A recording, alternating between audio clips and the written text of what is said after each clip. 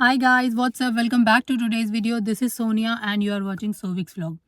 So guys देखिए, Australia के लिए विजिटर वीज़ा की एप्लीकेशन करना it's very very very easy. So guys देखो, अगर आप लोग भी ऑस्ट्रेलिया के लिए विजिटर वीज़ा, जिसे हम टूरिस्ट वीज़ा भी बोलते हैं, यानी कि सब क्लास 600, अगर आप अप्लाई करना चाहते हैं और आप लोग सोच रहे हो कि भाई किसी एजेंट से कांटेक्ट कर लें और उसके थ्रू एप्लीकेशन करवा लें, तो गाइज आज की वीडियो अगर आप लोग अच्छे से देख लेंगे तो आपको पता चल जाएगा कि आपको जो एप्लीकेशन का प्रोसेस है, जो वीज़ा सबमिशन का प्रोसेस है, वो आपको कैसे करना है। And this is really very easy guys. अभी रिसेंटली ही मैंने अपनी फैमिली के लिए टूरिस्ट वीज़ा अप्लाई किया था एंड विद इन 2 वीक्स के अंदर अंदर जो है विजिटर वीज़ा उनका आ भी गया। एंड उसमें देखिए उनका मेडिकल चेकअप भी हुआ था, तो सारे प्रोसीजर होने के बाद भी विद इन 2 वीक्स के अंदर अंदर हमें जो है वो विजिटर वीज़ा मिल गया। तो काफ़ी लोग मुझसे विजिटर वीज़ा के बारे में भी एक्चुअली क्वेश्चंस करते रहते हैं, तो मैंने सोचा कि चलो विजिटर वीज़ा मैंने अप्लाई भी किया था, विजिटर वीज़ा आ भी गया है। मैंने एक्चुअली अपने पेरेंट्स का विजिटर वीज़ा अप्लाई किया था और उनका वीज़ा आ गया और अभी मेरे पेरेंट्स मेरे साथ यहीं पर ऑस्ट्रेलिया में है। तो मैंने सोचा कि मैं आप लोगों के साथ वो प्रोसीजर जो है वो शेयर कर देती हूँ, ताकि अगर आप लोग भी विजिटर वीज़ा अप्लाई करना चाहते हैं तो आप लोग आसानी से कर सकें। तो गाइज सबसे पहले तो ये कि विजिटर वीज़ा की जो एप्लीकेशन होती है, मैंने अपने एक्चुअली पेरेंट्स का किया था, यानी कि मेरी मम्मी और मेरे पापा दोनों का। तो जब आप विजिटर वीज़ा अगर आप दो लोगों का एज ए फैमिली में अप्लाई कर रहे हो, तो आपको इंडिविजुअल एप्लीकेशंस करनी होंगी। और अभी मैं आपको दिखाऊंगी, एक्चुअली मैंने वो एप्लीकेशन फॉर्म जो है वो रखा हुआ है, तो मैं आप लोगों को दिखाऊंगी वो। उसमें एक एक्चुअली कॉलम आता है जिसमें आप लोगों को शेयर करना होता है कि भाई ये जो पर्सन है वो इंडिविजुअल एप्लीकेशन है या फिर इसके साथ में कोई है।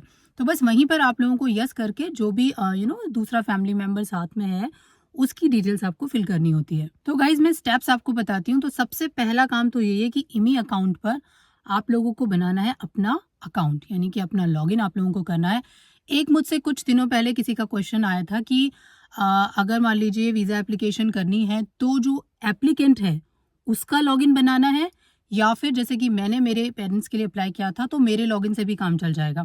तो गाइज मैंने ऑलरेडी उनको वैसे आंसर कर दिया था, लेकिन अगर आप लोगों के मन में भी ये डाउट कभी आता है तो देखिए आप अपने लॉगिन से भी अपने किसी भी फैमिली मेम्बर का जो है वीज़ा अप्लाई कर सकते हैं।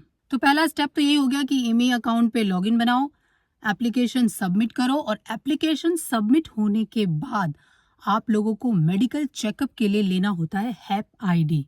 और जब आप लोगों को वो हैप आईडी मिल जाता है तो आप जिस भी सिटी में हैं, जैसे अगर मैं दिल्ली की बात करूं तो दिल्ली में जो भी सेंटर्स हैं जहां पर कि इमिग्रेशन के लिए मेडिकल चेकअप होता है, उसकी ऑलरेडी लिस्ट आप लोगों को मिल जाएगी। तो आप लोगों को उस मेडिकल सेंटर पे एक्चुअली कॉल करना होता है। देखिए कॉल आप चाहे तो यहाँ से, अगर आप मान लीजिए ऑस्ट्रेलिया में हैं और आप अपने पेरेंट का या किसी भी फैमिली मेम्बर का वीज़ा अप्लाई कर रहे हैं, तो आप लोग चाहे तो आप यहाँ से भी कॉल कर सकते हैं, या फिर अगर जो भी आपके फैमिली मेम्बर हैं वो अगर चाहें तो वो भी कॉल कर सकते हैं। तो हम लोगों ने तो एक्चुअली यहीं से जो मेडिकल सेंटर था वहाँ पे कॉल किया और हमने जो है अपॉइंटमेंट बुक कर दिया था मेरे पेरेंट्स का। वो लोग गए, उनका मेडिकल चेकअप हुआ और मेडिकल चेकअप की जब रिपोर्ट इमिग्रेशन ऑफिस में चली जाती है, उसके बाद वो लोग जो है वीज़ा प्रोसेसिंग जो है, ग्रांट की जो प्रोसेस है उसको स्टार्ट करते हैं। एंड फिर उसके बाद आप लोगों को फाइनली जो है वीज़ा ग्रांट हो जाता है।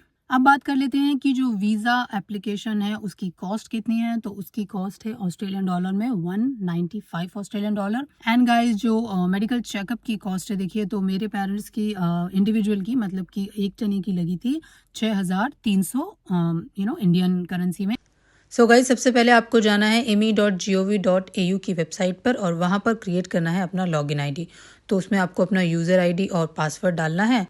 तो इस तरह से आपका ईमेल अकाउंट पर लॉगिन बन जाएगा और उसके बाद जब आप नेक्स्ट करेंगे तो वहाँ पर आप लोगों को सेलेक्ट करना है माई एप्लीकेशन, जिसमें आप लोगों को जाना है न्यू एप्लीकेशन पर। और फिर आपको ये सारी कैटेगरीज में से हमें सेलेक्ट करना है विजिटर वीज़ा, दैट इज़ सब क्लास 600।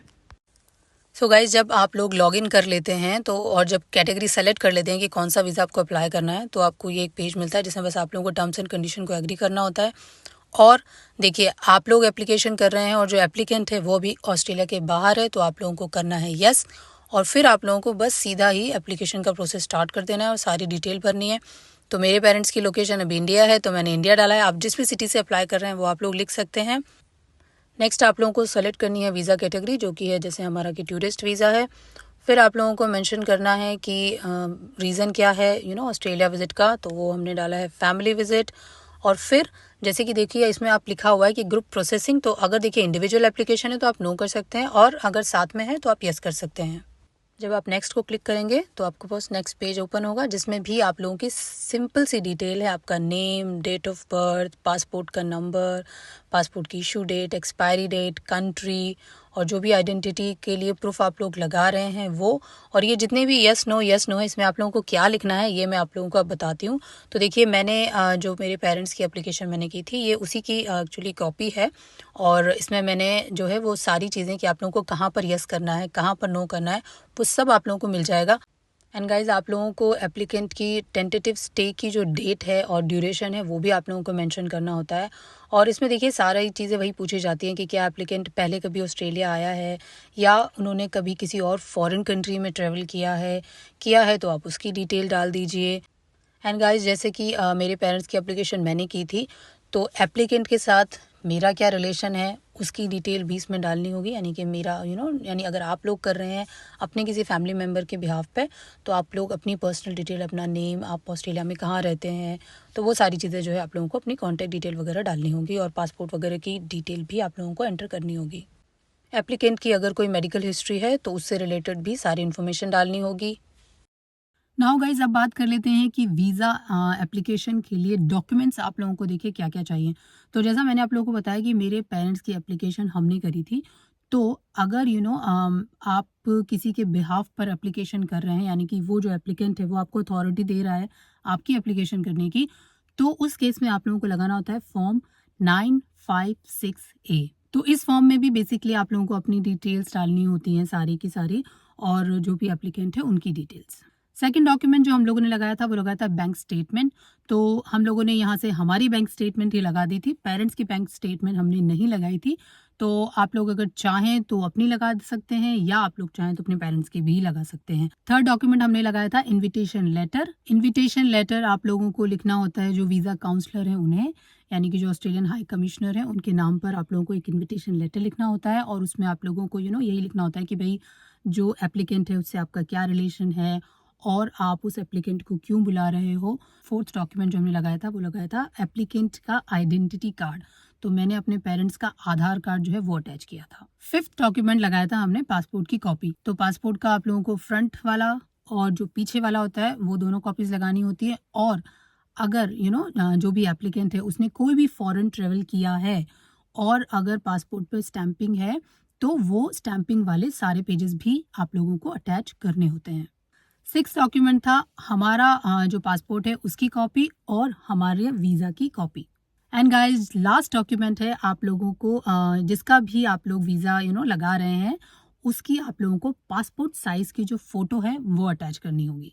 एंड गाइज अगर एप्लीकेंट की कोई भी मेडिकल हिस्ट्री है तो उसे एप्लीकेशन में आप लोगों को क्लियरली मेंशन करना चाहिए। गाइज देखिए अगर मैं अपने पेरेंट्स की बात करूँ तो मेरे फादर की ऑलरेडी बाईपास सर्जरी हो रखी है, तो मैंने वो डिटेल भी सारी मेंशन की थी, और वो क्या क्या मेडिकेशन ले रहे हैं मैंने वो सारी डिटेल भी मेंशन की थी, ताकि उस टाइम पर भी एप्लीकेशन के टाइम पर भी कोई इशू ना आए, और जब वो फाइनली ट्रेवल करें उस टाइम पर भी उनकी मेडिकल हिस्ट्री से रिलेटेड कोई भी इश्यूज जो है उन्हें फेस ना करना पड़े।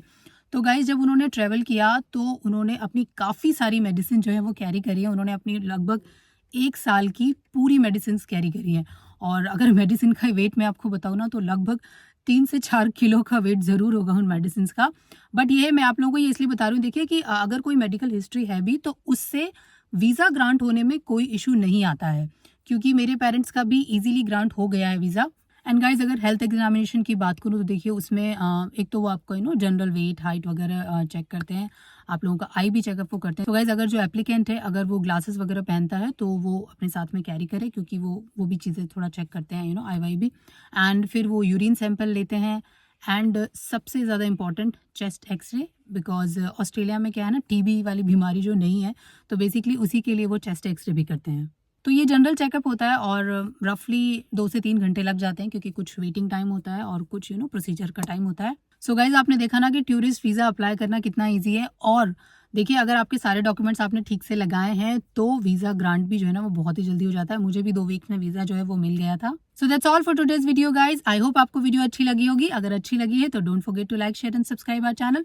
फिर से मिलूंगी आपके साथ एक नई इन्फॉर्मेशन के साथ, एक नए वीडियो के साथ। तब तक बाय बाय, टेक केयर।